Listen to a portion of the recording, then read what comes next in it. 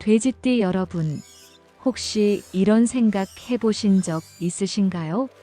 왜 나는 늘 남을 먼저 챙기게 될까? 왜 내일보다 다른 사람 부탁을 먼저 들어주게 될까? 그리고 왜 그렇게 살았는데 정작 내게 돌아오는 건 별로 없는 것 같을까? 돼지띠는 사람들 사이에서 완충제 같은 역할을 해왔습니다. 분위기가 무거워지면 먼저 웃어주고 누군가 힘들다고 하면 망설임 없이 손을 내밉니다. 그게 습관이 되어버렸죠. 그런데 문제는 그 선택들이 쌓이면서 자기 자신의 몫은 계속 뒤로 미뤄졌다는 겁니다. 겉으로 보기엔 느긋하고 복도 많아 보입니다. 주변 사람들도 돼지띠를 보면 여유롭다고 생각하죠.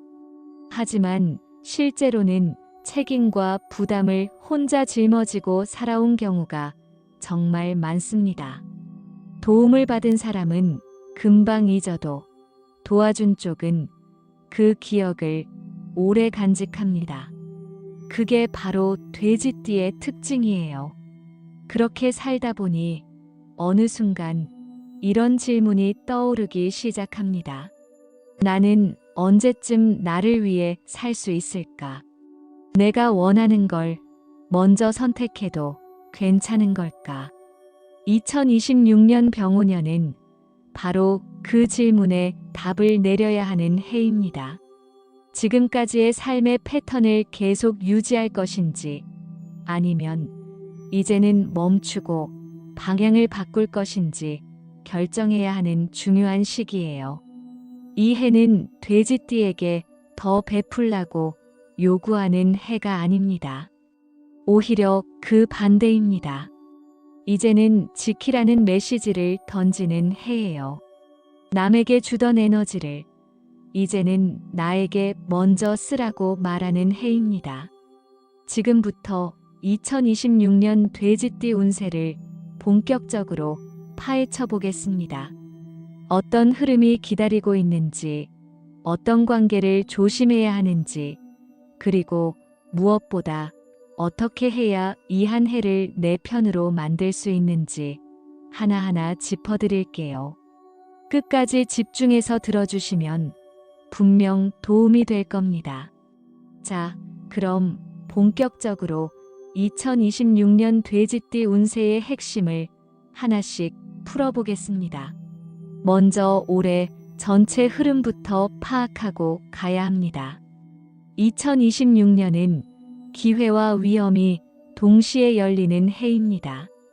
이게 무슨 말이냐면 수입도 늘어날 수 있고 일도 많아질 수 있어요. 기회 자체는 분명히 증가합니다.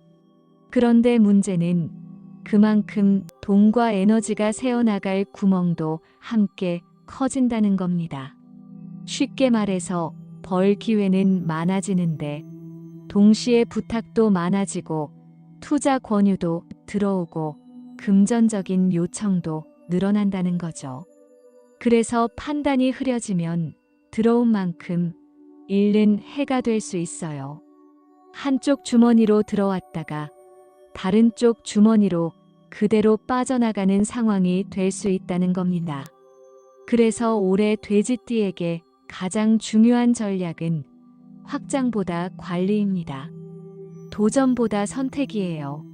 많이 벌려놓는 게 중요한 게 아니라 지금 갖고 있는 것을 얼마나 잘 지키느냐가 훨씬 중요한 해라는 걸 명심하셔야 합니다.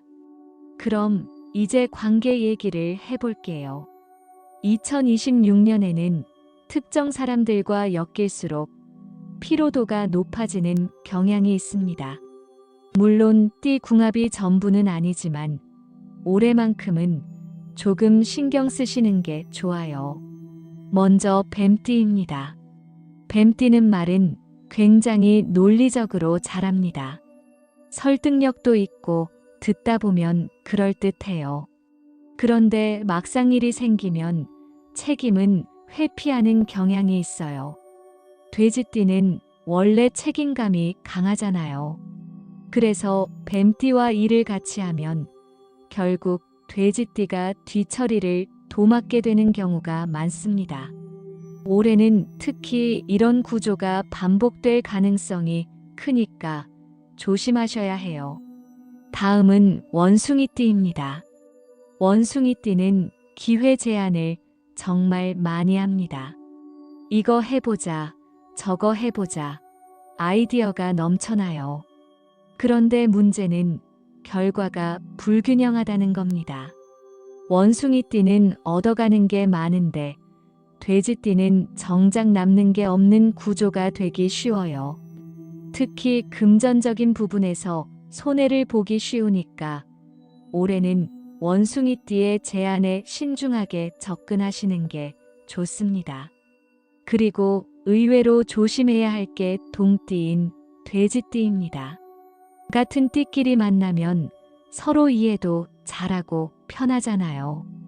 그런데 올해는 돼지띠끼리 만나면 감정 소모가 굉장히 커질 수 있어요. 서로의 우울이 전염되기 쉽고 부정적인 생각이 증폭되는 경향이 있습니다. 힘든 이야기를 나누다 보면 서로 더 힘들어지는 거죠. 위로가 되기보다는 오히려 에너지를 빼앗기는 관계가 될 수 있으니 주의하셔야 합니다. 이 관계들이 나쁜 사람들이라는 게 아니에요. 그냥 올해 운의 흐름이 맞지 않는 조합이라는 겁니다. 깊게 엮이지 않는 것이 오히려 서로를 위한 선택이 될 수 있어요. 반대로 함께할수록 기운이 회복되는 띠도 분명히 있습니다. 먼저 토끼띠예요. 토끼띠와 함께 있으면 감정이 안정됩니다. 자존감도 회복되고 새로운 아이디어도 떠오르기 쉬워요. 토끼띠는 돼지띠를 있는 그대로 인정해주는 경향이 있어서 함께 있으면 스스로를 과소평가하지 않게 됩니다. 올해 토끼띠와의 만남은 적극적으로 가져가시는 게 좋아요. 다음은 양띠입니다. 양띠는 현실적인 조언을 잘해줍니다. 돼지띠가 감정적으로 흔들릴 때 양띠는 심리적 안식처가 되어줘요.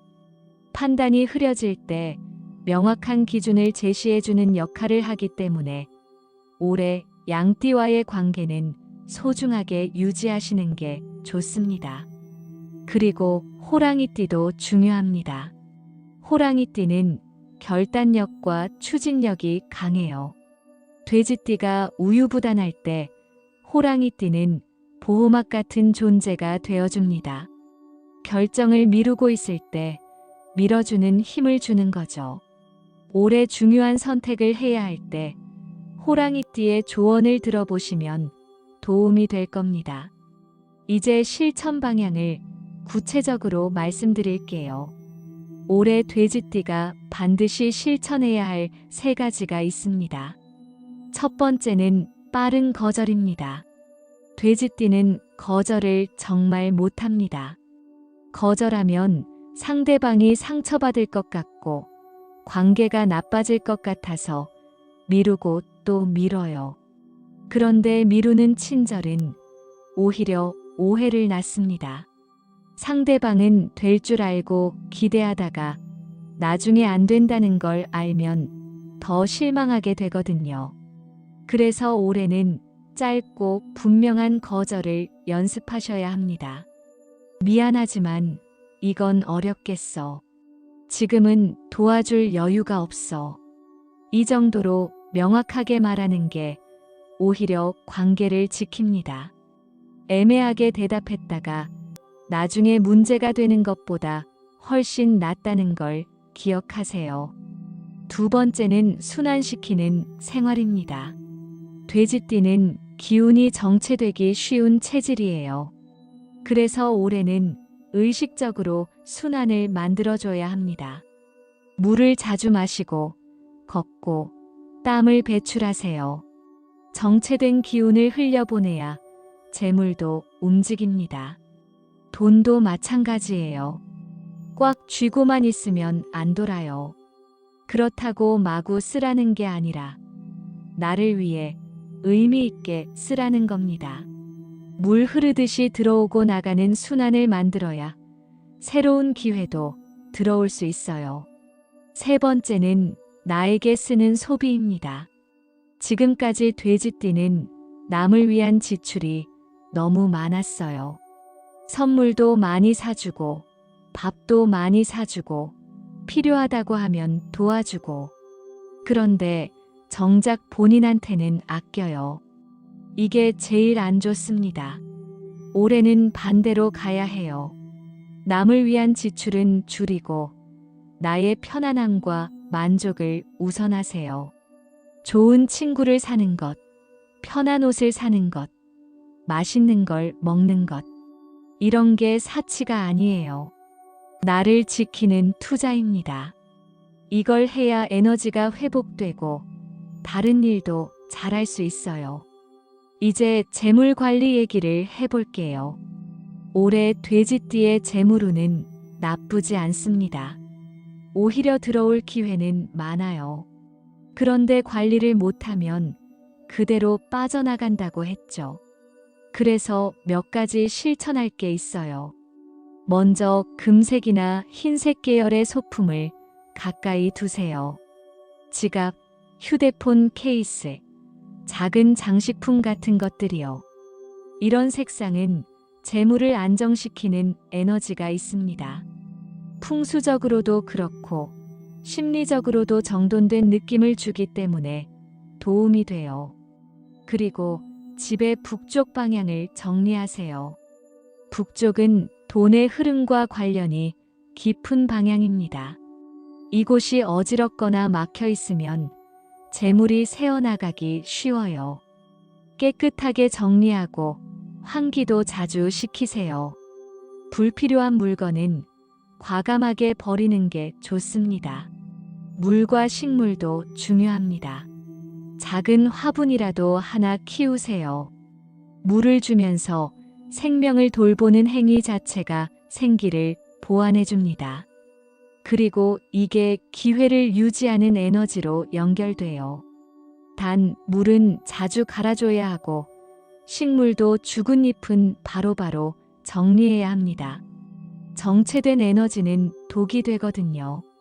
마지막으로 하나 더 말씀드릴게요. 올해는 큰 결정을 내릴 때 혼자 고민하지 마세요.